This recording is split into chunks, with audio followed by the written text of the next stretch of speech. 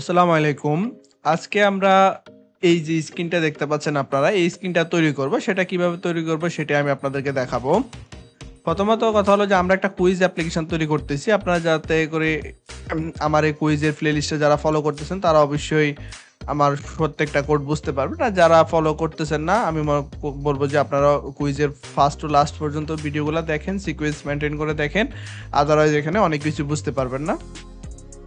প্রথমত এই ভিডিও থেকে আপনারা যেটা শিখতে পারবেন কিভাবে আসলে একটা আমরা স্ক্রিনকে মাল্টিপল টাইম ব্যবহার করব বা একটা এলিমেন্টকে আমরা কিভাবে মাল্টিপল টাইম ব্যবহার করতে পারবো যাতে করে আমাদের প্রোগ্রামের কোডের রিউজেবিলিটি বাড়বে এবং রিপিটেশনটা কমবে। আমরা একটা কোড বারবার যাতে লিখতে না হয় সেটাই আমি আপনাদেরকে দেখাবো। তো এটা মূলত আমাদের সেটা হলো যে আমাদের কোশ্চেন স্ক্রিনে। তো আমি চলে যাচ্ছি কোশ্চেন স্ক্রিনে আপাতত আমরা একটাই রেখেছি, আর কিছুই রাখি নাই। তো আমি আপনাদেরকে প্রত্যেকটা বিষয়টা ভালোভাবে বুঝিয়ে দেন আপনাদেরকে আমি দেখাবো। তো কোশ্চেন স্ক্রিনে যখন আমরা চলে আসলাম, আমরা এখানে কিছুটা কোড করব। তো দেখেন আমাদের এই হলো মেইন প্রজেক্টটা। আমরা যেটুকু পর্যন্ত কাজ করেছি, আমরা জাস্ট এখানে এক পেজ থেকে আরেক পেজে কীভাবে রাউটিং করবো সেটা দেখিয়েছি আমি বিগত ক্লাসগুলোতে, এবং আমাদের ডাটা মডেল নিয়ে কাজ করেছি। তো যখন আমরা রাউটিং করলাম শেষ পর্যন্ত আমাদের কি আসলো, কোশ্চেন স্ক্রিন। তো আমরা চাচ্ছি যে আমাদের এই পেজে আসার পরে আমি এর আগে যে পেজটা দেখাইছি এখানে একটা কোশ্চেন থাকবে এবং এখানে 4টা অপশন থাকবে, সেটাই আমরা দেখানোর চেষ্টা করতেছি।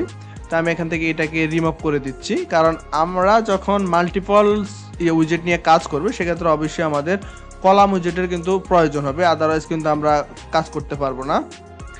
কারণ কলামের মধ্যেই আপনার চিলড্রেন থাকে, ঠিক আপনারা জানেন যে কলামের মধ্যে চিলড্রেন থাকে, কারণ চিলড্রেনে আমরা মাল্টিপল উইজেটের কাজ করতে পারবো। তো প্রথমে আমাদের একটা লাগবে টেক্সট উইজেট, কারণ সেখানে আমাদের কি রাখতে হবে, সেখানে আমাদের কোশ্চেন্সটা থাকবে। তো আমরা এখানে দিয়েছি টেক্সটের মধ্যে কোশ্চেন্স, আমাদের এখানে কোশ্চেনগুলো থাকবে, এখানে একটা কোশ্চেন এখানে রিপ্লেস হবে, কোশ্চেনগুলো থাকবে। এবং আমরা যেটা স্ক্রিনটা তৈরি করবো সেটার মধ্যে আমি নিয়ে নিব এলিভেটেড বাটন, কারণ আমি এখানে 4টা অপশনেই এলিভেটেড বাটনে দেখানোর চেষ্টা করব, যাতে করে প্রত্যেকটা বাটনে যে কোনো একটা বাটনে ক্লিক করার পর এখান থেকে ডাটাটা আমরা কি করতে পারে, ওখান থেকে ডাটাটা রিসিভ করতে পারে। দেন আমাদের রেজাল্টের সাথে আমরা এটাকে কম্পেয়ার করব, সেটা কি সঠিক হয়েছে কি হয় নাই সেটাই। তার জন্য আমরা কিন্তু এখানে ফাংশনালিটি অ্যাড করব, সেই জন্য অবশ্যই আমাদের অন প্রেসটা দরকার লাগবে। সেজন্য আমরা এলিভেটেড বাটনটা নিয়ে নেব। তো আমি এখানে দেওয়া যাচ্ছে এলিভেটেড বাটন। তো এলিভেটেড বাটনের মধ্যে দেখতে পাচ্ছেন প্রোগ্রাম অ্যাড করা লাগবে, সেখানে একটা হলো যে অন প্রেস যে ইয়াটা আছে আমরা সেটা এখানে অবশ্যই ব্যবহার করতে হবে। তো আমি এখানে অন প্রেস দিয়ে দিচ্ছি, এবং অন প্রেসটার মধ্যে অ্যানোনেমস ফাংশন রাখলাম, আমরা নেমলেস ফাংশন এখানে কোনো কিছু অ্যাড করলাম না। পরবর্তীতে আমরা সেই বিষয়গুলো অ্যাড করব। এবং চিলড্রেনের মধ্যে জাস্ট আমি একটা টেক্সট উইজেট নিয়ে নিচ্ছি। টেক্সটের মধ্যে আমি এখানে কিছুই দিলাম না, আমি জাস্ট দিয়ে দিলাম আনসার দিয়ে দিলাম সাপোজ 1। হ্যাঁ, আমি এখানে একটা আনসার রেখেছি 1 নামে। আমার এখন কি লাগবে, আমার এখন মূলত লাগবে যে 4টা আনসার লাগবে, তাই তো। তো আমি আমার পক্ষে কি সম্ভব যে আমি এখানে 4বার এটাকে কপি করতে হবে, আমার এলিভেটেড বাটনটাকে 4বার কপি করতে হবে। যখনই আমরা 4বার কপি করব, দেখেন এখানে কিন্তু আমাদের কোডের রিপিটেশনটা কিন্তু বেড়ে গেছে, ঠিক আছে, কারণ আমাদের 4টা বারে কিন্তু কোড লেখা প্রয়োজন হচ্ছে, আনসারগুলো লেখাতে প্রয়োজন হচ্ছে 4বারে। এখানে আবার আমরা এখানে যে প্রোগ্রাম নিয়ে কাজ করবে সেখানে এখানে লাগবে। এর পরবর্তীতে আমরা যখন বাটনের স্টাইল করব, বাটনের স্টাইলে কাজ করবে, সেক্ষেত্রে আমাদের কিন্তু অনেক বেশি জায়গা প্রয়োজন হবে, কারণ প্রত্যেকটা বাটনের জন্য আলাদা আলাদা স্টাইল দিতে হবে। তো আমি যদি এখানে দিয়ে দিচ্ছি সাপোজ আনসার 2, আনসার 3, আনসার 4। ওকে, তো এখন যদি আমরা এই ইয়াটাকে রান করি, প্রোগ্রামটাকে একটু রান করে দেখি তো আমাদের কি আউটপুটে আসে। দেখতে পাচ্ছেন এখানে নাম বাটনে এসেছে, 4টা বাটন এসেছে, আনসার 1, আনসার 2, আনসার 3, 4, এবং উপরে কিন্তু কোশ্চেনটা আছে না, সেটা দেখতে কিন্তু ভালো লাগতেছে না, কারণ দেখতে পাচ্ছেন এটা রিজনটা হলো আপনারা এখানে আমরা যে কলামটা ব্যবহার করেছি, কলামের যে বাই ডিফল্ট যেটা আছে মেইন অ্যাক্সেস অ্যালাইনমেন্ট এবং ক্রস অ্যাক্সেস অ্যালাইনমেন্ট, সেটা এখানে নিয়ে নিচ্ছে। তো সেটা আমরা চাইলে কলাম থেকেও চেঞ্জ করতে পারি, এবং চাইলে কিন্তু আমরা এখানে সাইজ বক্স ব্যবহার করে কিন্তু করতে পারি। তো যাতে করে আমাদের কোশ্চেনের নিচে আমরা কিছুটা স্পেস রাখতে চাচ্ছি, কারণ স্পেসটা রাখলে আমাদের দেখতে সুন্দর হবে, সেই জন্য আমি নিয়ে নিচ্ছি সাইজ বক্স। আমরা এখানে একটা সাইজ বক্স নিয়ে নেব, সাইজ বক্সের একটা হাইট দিয়ে দেবো সিম্পল হিসেবে। সাইজ বক্সের একটা হাইট আমি দিয়ে দিচ্ছি 30, এটা হাইট দিয়ে দিচ্ছি সাইজ বক্সের। ওকে, ডান। দেন আমাদের এখান থেকে কোশ্চেনের পরে কিন্তু স্পেস দেখাবে এবং আমাদের আনসার বাটনগুলো দেখাবে। এখন বিষয়টা হলো, মজার বিষয়টা হলো আপনারা চাইলে কিন্তু এখান থেকে কিন্তু করতে পারেন। এখানে বাই ডিফল্ট যে প্রপার্টিগুলো আছে, ক্রস অ্যাক্সেস অ্যালাইনমেন্ট বলতে আমি একটু বুঝাচ্ছি আপনাকে। ভার্টিক্যালের ক্ষেত্রে কলামের মেইন অ্যাক্সেস অ্যালাইনমেন্টটা হলো কিন্তু ভার্টিক্যাল। হ্যাঁ, মেইন যেটা কাজ করবে সেটা হলো যে ভার্টিক্যালি কাজ করবে, সেটা হলো তার মেইন মানে মেরুদণ্ড বলতে পারেন। আর যেটা হলো যে ক্রস হলো মানে হরিজন্টাল, সেটা হলো যে এভাবে আড়াআড়িভাবে, ঠিক আছে। আড়াআড়িভাবে যেটা হবে সেটা হলো তার cross axis alignment, main axis অ্যালাইনমেন্টটা হলো তার ভার্টিক্যাল। তা আমরা এখানে ক্রস অ্যাক্সিস অ্যালাইনমেন্ট দিয়ে দিচ্ছি যাতে করে আমাদের পাশে কিন্তু জায়গাটা বেশি লাগবে। আমাদের কিন্তু লম্বালম্বি ঠিক আছে, আমাদের কালার গ্রেডিয়েন্ট সব কিছু ঠিক আছে। আমরা চাচ্ছি যে আমাদের আড়াআড়িভাবে যেটা আছে সেটা আমাদের যাতে ফুল স্ক্রিন নেয়, মানে আই মিন এখানে যে সাদা ব্ল্যাঙ্ক স্ক্রিনটা দেখতে পাচ্ছেন সে যাতে ওই স্ক্রিনটা কাভার করে। তো আমরা এখানে দিয়ে দিচ্ছি ক্রস অ্যাক্সিস অ্যালাইনমেন্ট, আবার দিয়ে দিচ্ছি ক্রস অ্যাক্সিস অ্যালাইনমেন্ট ডট, আমরা এখানে স্টেজ দিয়ে দেবো।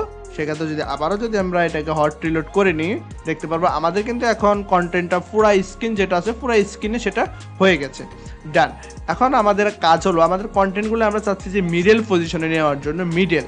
তাহলে মিডল পজিশনটা হলো যে মেইন অ্যাক্সিস অ্যালাইনমেন্ট, সেক্ষেত্রে আমরা দিয়েছি মেইন অ্যাক্সিস অ্যালাইনমেন্ট এবং main axis alignment dot centre. সেন্টারটা হলো যে মেইন অ্যাক্সেসটা কোনটা, আমি আগে বলেছি মেইন অ্যাক্সেসটা হলো যে ভার্টিক্যাল অ্যালাইনমেন্টটা।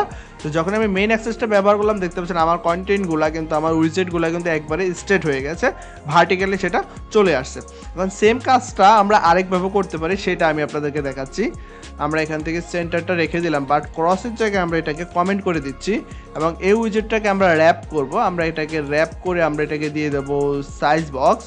আমরা এখানে দিয়ে দিচ্ছি উইজেট, আমরা এখানে যে কোনো একটা উইজেট নেব, র্যাপ উইজেটে ক্লিক করলাম, আমি এখানে দিচ্ছি সাইজ বক্স, সাইজ বক্সে ক্লিক করলাম। এখন সাইজ বক্সের মধ্যে মজার বিষয়টা হলো আমরা এখানে উইথ দিয়ে দেবো, কারণ হাইট না, হাইট হলো যে লম্বাতে হাইট হবে, আমরা এখানে উইথ দিয়ে দেবো, সেটা হলো আমাদের ক্রস অ্যাক্সিস অ্যালাইনমেন্ট। আমরা এখানে উইথ দিয়ে দিচ্ছি। বাই ডিফল্ট একটা উইথ নিয়ে নেবো, আমরা ডাবল ডল ইনফিনিটি নিয়ে নেব, কারণ আমাদের যে স্ক্রিনে থাকবে যে ডিভাইসে আমরা সেটাকে চালাতে চাবো তার একটা উইথ সে ক্যালকুলেট করে নিয়ে নেবে। তো আমরা যদি এটা কোন প্রোগ্রামটাকে আবারও হট রিলোড করে নিই দেখতে পাচ্ছেন আমাদের কিন্তু এখন যেটা আসছে সেটা হলো যে বাটনগুলো কিন্তু একটা স্পেসে চলে আসছে, ঠিক আছে। বাটন আগে দেখছেন পুরো স্ক্রিন নিয়ে নিয়েছি, এখন আমার যে কন্টেন্ট যেটা আছে যেটা হলো যে আমার ভিতরের যে টেক্সটটা আছে সেই টেক্সটের হিসেবে কিন্তু এখন বাটনের সাইজটা হয়েছে। সাপোজ এখানে যদি আমি আরও কিছু টেক্সট এখানে লিখি, এখানে আবারও আমি কন্ট্রোল-C করে নিচ্ছি। সাপোজ এই টেক্সটটাকে আমরা আর একটু বড় করতে চাচ্ছি, তা আমি এটাকে আবার এটাকে সেমভাবে পেস্ট করে দিলাম। দেখতে পাচ্ছেন এখন কিন্তু প্রথম বাটনটা আমার কিন্তু একটু বড় হয়ে গেছে, কারণ আমার কন্টেন্টের উপরে ডিপেন্ড করে আমার যে টেক্সট আছে সেই টেক্সটের উপরে ডিপেন্ড করে কিন্তু আমার বাটনটা কিন্তু বড় ছোট হচ্ছে। এবং চাইলে কিন্তু আমরা এটাকে স্ট্রেটে করতে পারি, সেটা আমি দেখাচ্ছি। ক্রস অ্যাক্সিস অ্যালাইনমেন্ট ব্যবহার করে আপনারা সেটাকে স্ট্রেচ করে দিতে পারেন। তো বিষয়টা হলো যে এখানে যে বারবার আমরা লেখাগুলো লিখতেছি এটা করে আমাদের কোড কিন্তু বারবার বাড়তেছে। আমরা চাইলে কিন্তু এখানে স্টাইল ব্যবহার করব পরবর্তীতে, সেটা কাস্টমাইজ করার জন্য বাটনগুলো যাতে একটা স্টেটে থাকে সবগুলো বাটনে, সেটার জন্য আমরা স্টাইল ব্যবহার করব এবং ভিতরের ফন্ট চেঞ্জ করার জন্য ফন্ট ব্যবহার করব, ফন্টের ওয়েট ব্যবহার করব, ফন্টের সাইজ দেব। সেক্ষেত্রে কিন্তু আমাদের এখানে অনেকটাই গার্বেজ তৈরি হয়ে যাবে, দেখতে অনেকটা অহেক্ট লাগবে। তা আমরা চাচ্ছি যে এটাকে আলাদা নেক্সট পার্টে আমি দেখাবো কিভাবে এই বাটনটাকে আলাদা একটা ডার্ক ফাইল ক্রিয়েট করে সেখানে ব্যবহার করা যায়, সেই বিষয়টা নিয়ে আমরা দেখব।